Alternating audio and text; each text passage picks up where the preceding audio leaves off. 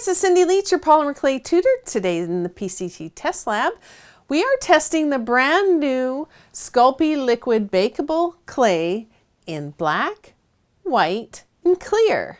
Now, Sculpey has been bringing out several different liquid bakeable clays. We've had what we called translucent liquid Sculpey for years. A lot of us called it TLS. But then they added 3 new solid colored or tinted liquid clays, and these are pearl, gold, and silver.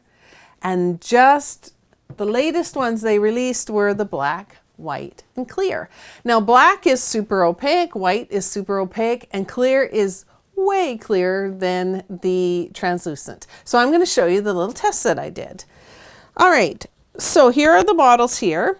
You can see they've got black, white, and clear. The clear, it says right down here, so just in case you miss where it is. I did a few different tests with it. First of all, I did a typical test, and I'll peel them up off of here in a second. This is a ceramic tile that I baked directly onto so that I could have them all with the exact same conditions. So I baked all these samples at 275 Fahrenheit. I used my oven thermometer, and I baked for 30 minutes.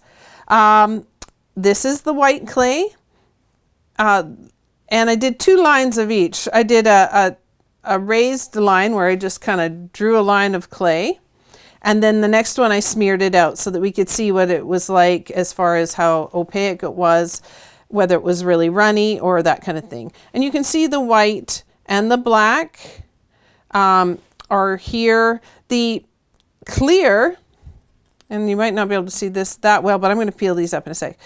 The clear line that I drew ran out quite far. It kind of spread out. It didn't stay rigid like some of the other ones, so it was quite a bit thinner. It could be that it was just crazy fresh, or it could be that clear is a little bit thinner. They do give instructions for thinning out your liquid clays using Sculpey clay softener. Obviously, I wouldn't need to do that with the clear, but if you've got a translucent clay or any of the pearls, golds, that kind of thing that need to be thinned out, you can do that with the clay softener. Also, here is the regular clay in comparison. You might be able to tell, but it's actually a little bit more yellow and not as clear. I'm going to show you in a second further. This is the pearl here. You can see the pearl is quite thick. The line stayed rigid and stayed up. Same with the gold, probably just because there's a whole bunch of mica powder in there. Silver. This is Kato liquid poly clay, and this is Fimo liquid gel. I should probably show you those. I didn't bring them out, forgot. So this is the Fimo liquid that I'm comparing it against, and where's the Fimo? Oh, Kato, here it is. The Kato liquid poly clay. All right, so let me peel these off first and just show you the difference in clarity or opacity. So here is the white liquid clay, and you can see when we lift it up off the surface, spread really thin, it's still quite opaque.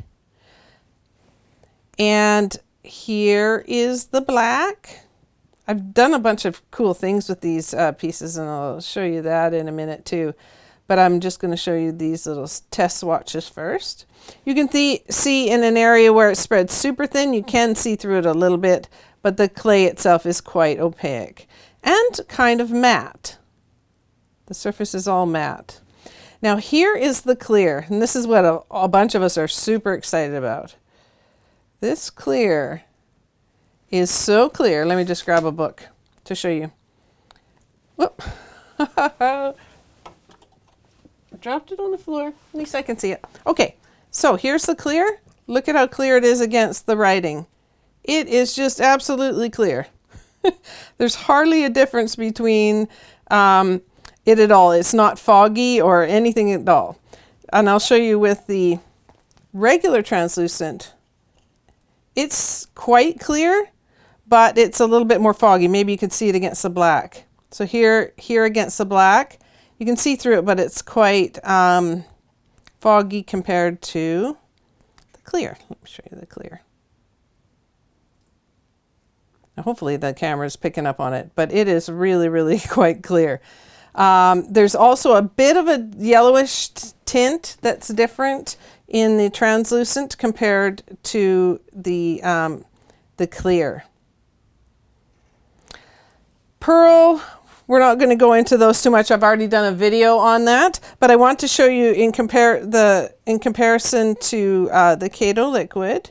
So here's the Kato liquid. It's also quite runny. You can see the single line that I did, it kind of bled out.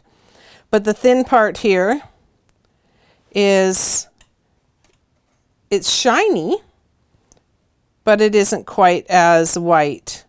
It's a little bit more yellow. You can see that against the white ceramic tile. So the clear is still lighter. And then the clearest that we had worked with up until this point was the Fimo liquid gel. And it is very clear. And against the against the new Sculpey clear, it's very, very comparable. So let's lay that against something here. So I would say that the Sculpey clear is just slightly foggier than the Fimo, but very, very close. The Fimo also seems to have a little bit of a texture to it, which you'll never see here, but you can see it in certain situations. The cool thing that you can do with the new clear, I wanted to show you, is you can mix it with some alcohol ink, if you like, and get these wonderful, super clear liquids, so you can put it on all of your projects. I also mixed some of the clear with some Pearl-Ex powder. So you can get a load of different looks. It stays quite translucent and it has quite a shimmer. Now these are super, super shiny on the backside because they were baked on a sheet of glass.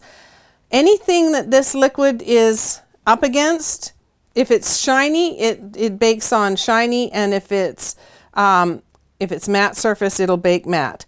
The top surface always seems to be relatively matte. Now, here are some little leaves I made using, I've done a video before of the Sugar Veil leaf mats, these lace mats. I made some black and white, and here's a clear one here. Samples of those leaves, just using these liquid clays in the mat, and they turned out quite cool. The black liquid clay, I've got one here where I've rubbed a little bit of, what is it, Gilder's paste on it. So you can see that it takes paints and pastes and all kinds of things quite nicely. And it's flexible. Once it's baked, the liquid clay is. I also did some experimenting by, I kind of did some marbling. I did 2 rows of 2 different colors and then sort of ran a needle through it. I noticed in some of the areas, when it sat for a while, it kind of bled together. But this was the area that I did first, and then this part I kind of did quicker and got it into the oven, and it didn't seem to bleed in there as much. You can see at the back kind of what I did. That looks very cool. I'm thinking this would be neat to use on something. I think I like the back actually better than the front, but there's some potential there if you want to play around with it. Also, I used, I'm going to be doing a demo on it pretty soon, but I used a really cool air pen with the liquid clays, and here are some examples here, and I got some really cool wonderful designs done in the white liquid clay here. I actually got them by tracing over some designs in this mandala book. So I'll be showing you a demo on that and just how to use that air pen. But I thought it was really fun to use. And I could see these being used in lots of different ways. Because they were baked on glass, they're super shiny on the backside, and they actually work as a window cling perfectly. So you could actually stick them to the window. You could stick them to lots of different things. You could layer them. So I'm very, very excited about these new liquid clays. I think it brings in a lot of creativity. It's different to work with than the solid clays, of course. It's a liquid, so it's different. But that clear is really going to be fun. I think we're going to see some great things being done with that. Mixing in the alcohol inks and the powders, making maybe some faux cloisonné projects or faux enamels, all kinds of neat things, layering and stuff. So I think you will really enjoy it. It's just brand new to the market. I'll make sure to leave you some links and things to the products if you are interested. So I hope that was helpful for you and that you learned a lot from it. And if you've got a product that you would like me to test, you've got a technique that you would like to learn more about, or anything to do with polymer clay that you have questions about, make sure to leave those in the suggestions in the comment section below. And don't forget, if you're watching this on YouTube, to subscribe to our channel. And right beside the subscribe button is a little bell. Make sure to click that so you're getting notifications as well, so you aren't missing all the cool stuff that's coming up in the next while. All right, so we will see you next time, and bye for now.